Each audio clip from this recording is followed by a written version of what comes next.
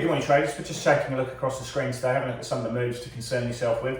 If you have a look at US equities, a little bit of a mixed picture. They're not really giving Asia any kind of real belief, and we're probably looking for a slightly soggy start to the Asian trading session. If you have a look at the S&P, we're up 0.3%. A little bit of time before the cash session closes. And of course, we are looking and preparing ourselves for Q4 earnings. So we've got JP Morgan, Citigroup and Wells Fargo still to report this week.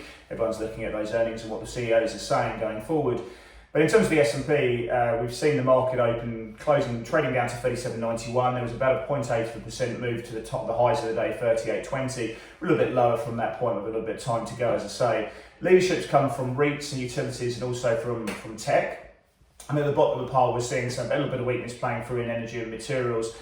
Commodities are a little bit softer on the session today. I'll put that probably down to some modest dollar strength. The dollar index up 0.3%, which is quite interesting because at the same time as while we're seeing a dollar rally against most G10 currencies, we're also seeing a good bid coming back into the Treasury department, into the bond market. If you have a look at 10s, they're down 4 basis points. We've got 30 years down about 5 or 6 basis points at the moment. So a good bid coming towards the back end of the curve, and you've seen that bull flattening coming through. The US Treasury Department getting a 24 billion issuance away in terms of 30-year treasuries there. Decent bid to cover of 2.47 times. So certainly, some backing up what we saw yesterday in 10s.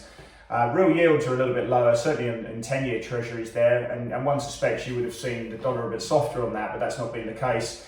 Aussie's down a touch, you've got the Kiwi dollar underperforming that, and then at the bottom of the pole you've got the Swedish krona down fairly sharply as well. In terms of the commodity markets, we're seeing a little bit of softening in the oil price. Gold's pretty much unchanged, and iron ore's down about 1% at the moment. In terms of outlook, well, home loans in Australia, probably not going to see too much volatility playing through that. Going into US trade, jobless claims, again, not really looking for too much volatility. So at the moment, a bit of a holding pattern, watching those earnings coming through in the sessions ahead.